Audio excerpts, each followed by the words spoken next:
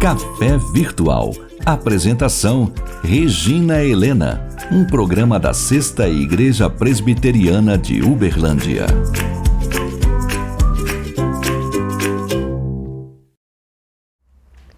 Olá, seja muito bem-vindo ao Café Virtual. Como que você está? Eu espero que bem, sob a paz, sob a direção do nosso Deus. E hoje o nosso tema é muito lindo, né? O Deus que me vê, o Deus que vê você, um Deus que nos vê, um Deus que se importa conosco. E a história começa no 2000 anos antes de Cristo, com Abrão, que ele recebe uma promessa de Deus que está registrada em Gênesis 15, que ele seria pai de uma grande nação. Entretanto, a sua esposa Sarai está envelhecendo e ela não consegue engravidar. E ele então procura Abrão e está lá registrado em Gênesis 16, que diz assim no versículo 2: Disse Sarai a Abrão: Eis que o Senhor me tem impedido de dar à luz filhos. Toma, pois, a minha serva, e assim me edificarei com filhos por meio dela. E Abrão anuiu ao conselho de Sarai. E então, Sarai dá Agar, a sua serva, para Abrão. E Agar, ela é engravida.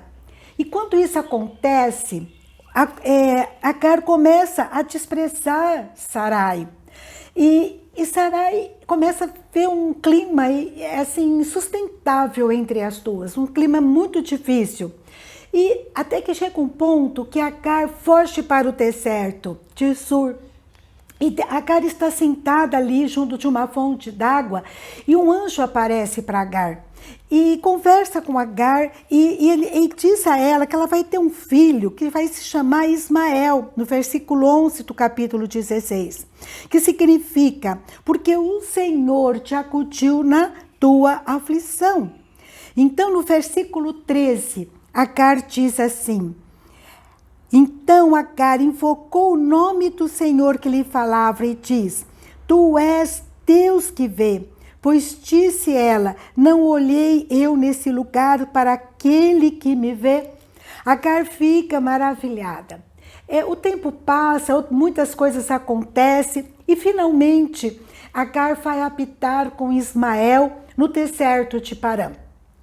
E lá no deserto, eu acho muito interessante, né? Porque lá Israel cresce, se torna um homem honrado, um homem capaz de sobreviver no deserto, se torna um grande flecheiro. E diz aqui o texto que Agar casa seu filho com uma mulher egípcia, uma mulher do povo de Agar, que também era egípcia. E Deus então é com ele.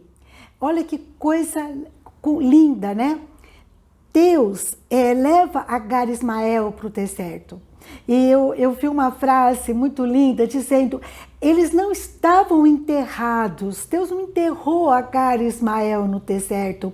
Deus plantou. E ali eles foram se desenvolvendo, ali eles cresceram, né? E tiveram uma vida interessante, uma vida cuidada por Deus. Esse é o nosso Deus, é o Roi, Deus que me vê, Deus que me coloca na agenda dele, coloca você está na agenda de Deus, ele tem um projeto na tua vida. Você não é invisível para Deus. Ele vê você, ele vê a sua luta, a sua dor, ele vê o seu medo, a sua lágrima muitas vezes ali nas madrugadas, né? A sua dor no corpo, ele vê, ele sabe o que você está passando. E se você se sente muitas vezes no deserto como Agar, sem recursos, sozinha, né? Sem condições de fazer nada, saiba que Deus está conosco.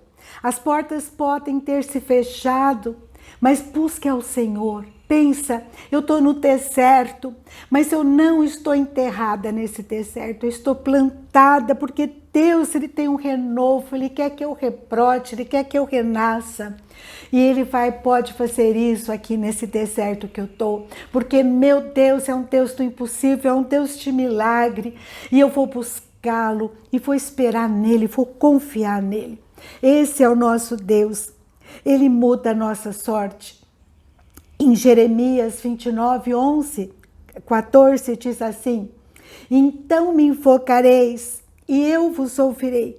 Buscar-me-eis e me achareis quando me buscardes de todo o vosso coração, diz o Senhor, e eu farei mudar a vossa sorte. Então, para Deus mudar a nossa sorte, fazer a gente rebrotar no deserto, num renovo no deserto, eu preciso buscá-lo, enfocá-lo, buscá-lo com todo o meu coração, e Deus vai estar me ouvindo e transformando, mudando a minha sorte. Esse é o nosso Deus, um Deus que vê nossa dor, nossa luta, que nos acolhe, que nos acode, um Deus que nos ouve, um Deus que se importa comigo e com você. É tão bom saber isso, não é verdade? Mas Deus é um Deus que vê o nosso coração. Ele vê a bondade, as suas boas intenções, as suas boas atitudes. Deus vê quando você tem compaixão pelo outro, quando você renuncia em prol do outro. Deus vê quando você tem disposição em servir. Vocês lembram da sunamita? A sunamita viu o profeta Eliseu, fez um quarto para ele na sua casa e hospeda Eliseu. E Deus vê aquele coração bondoso da sunamita. Ela não tem filhos e Deus dá um filho para ele. O menino cresce, ele fica doente, ele morre.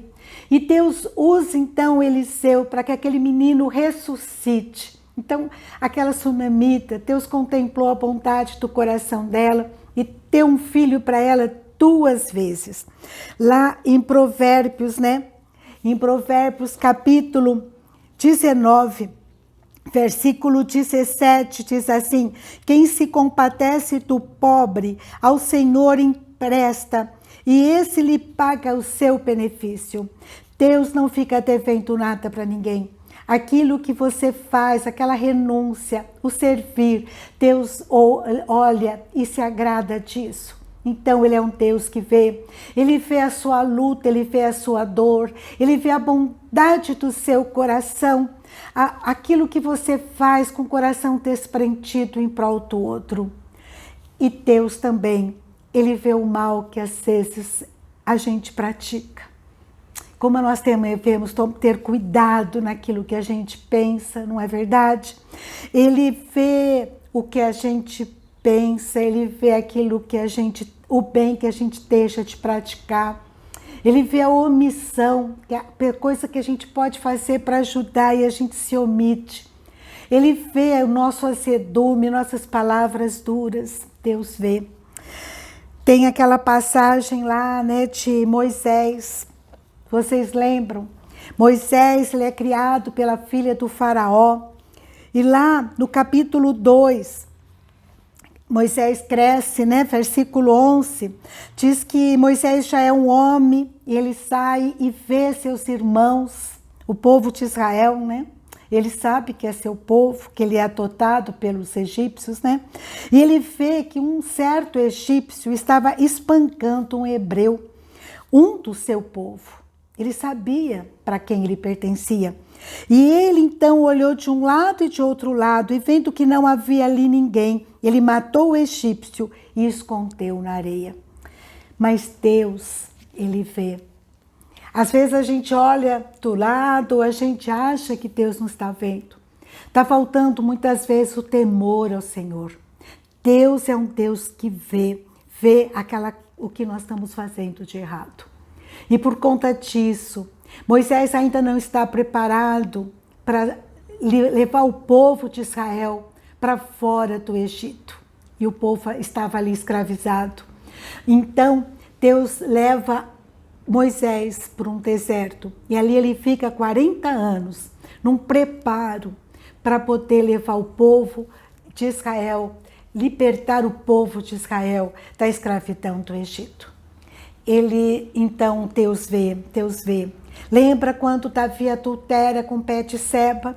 Davi, ele vê aquela mulher bonita ali, e o povo os seus homens estão na guerra, e o esposo de Betseba, Urias, está na guerra, e ele vê, e ele se encanta com Betseba, e ele cobiça Betseba, e ele então leva Betseba para o seu palácio, e o que acontece é que Betseba engravida.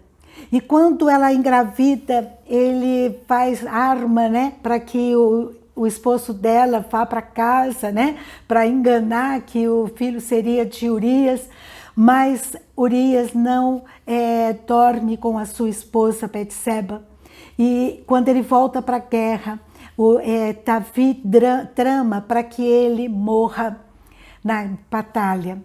Então, lá em 2 Samuel 11, versículo 27, Urias morre, e depois que passa o luto de Betseba, Davi manda buscá-la atrás para o palácio, e tornou-se ela sua mulher, e ele deu à luz um filho. Porém, isso que Davi fizera foi mal aos olhos do Senhor. Deus que vê a sua luta, a sua dor, Deus que vê a bondade do seu coração, Deus que vê o mal que a gente pratica, Deus que vê. Meus amados, hoje é muito importante que a gente pense nisso em tudo que nós fazemos. Muitas vezes a gente está preocupado com o que os homens veem, com a nossa reputação, mas nós devemos estar preocupados com aquilo que Deus vê. Ele vê, ele sabe as intenções do nosso coração. Ele sabe a sua luta, a sua dor. Ele sabe o deserto que você vive. Então, que nós possamos buscar ao Senhor, né? Invocar o Senhor, buscá-lo de todo o coração. Com a certeza que nós não podemos nos azedar, porque Deus tem um propósito em todas as coisas. Que nós perseveremos no deserto, guardando os seus valores, guardando a fé, a confiança nele, esperando por ele. Não importa que demore, né? Lá em 2 Pedro 3,9 fala assim: o Senhor não retarda a sua promessa, ainda que alguns a tenham por tardia. Lembra de Abrão? Sara ficou preocupada porque não engravidava. Depois, para Deus não há nada impossível, né? Por acaso há alguma coisa impossível? Né? O anjo diz para Abrão e para Sara, e ela, já idosa, ela tem um filho que é chamado de Isaac, na sua velhice. Para Deus não há impossível. Não há impossível. Então, não importa que você está no deserto, parece que Deus está no silêncio, as coisas não acontecem. Espera no Senhor. Cultive bons pensamentos, boas atitudes. Possamos entender que Deus, Ele está vendo a nossa dor, mas Ele está vendo a nossa fidelidade, a nossa confiança nele, na espera por ele, e no tempo certo nós vamos germinar, porque nós estamos plantados no deserto e não enterrados, esquecidos por Deus. Nós não estamos esquecidos por Deus. Sarai não estava esquecida por Deus, ela estava no deserto da infertilidade, mas Deus estava vendo a sua dor. Deus tinha um projeto, no tempo certo ela ia brotar, ela ia frutificar, ela ia engravidar. Esse é o nosso Deus.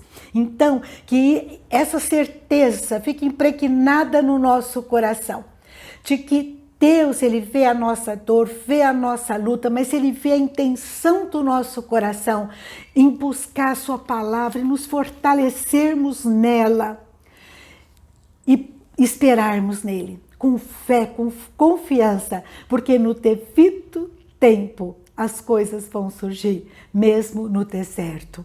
Amém? Esse é o nosso Deus, Deus do impossível. Que o nosso foco seja agradar a Deus e não a homens. Que a gente não fique olhando para a direita, para a esquerda, para ver quem está vendo. Que a gente olhe para o Senhor e cumpra a vontade dEle. Só a vontade dele que deve interessar o meu coração, a minha vida. Ele é um Deus que me vê, é um Deus que me vê e que ele se importa comigo, e nele eu posso confiar, e nele eu posso esperar. Amém? Que Deus encha seu coração com essa certeza e que fortaleça o seu coração com a sua palavra. Não deixe de decorá-la, de usá-la no seu dia a dia, não importa a situação que você está vivendo, e que possa esperar no Senhor, e no devido tempo as coisas vão acontecer. Um grande abraço para você, fique com Deus e até a próxima, se Deus quiser.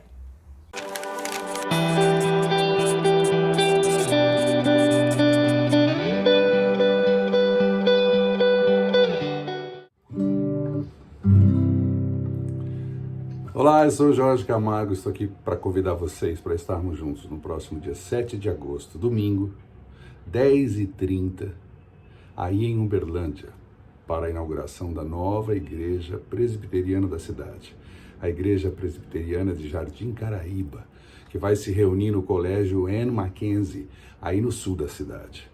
Então, reitero o meu convite para estarmos juntos, eu e o pastor Ricardo Mota, estaremos, portanto, participando desse momento muito especial. E eu quero a sua presença, quero contar com você. Nos vemos por lá.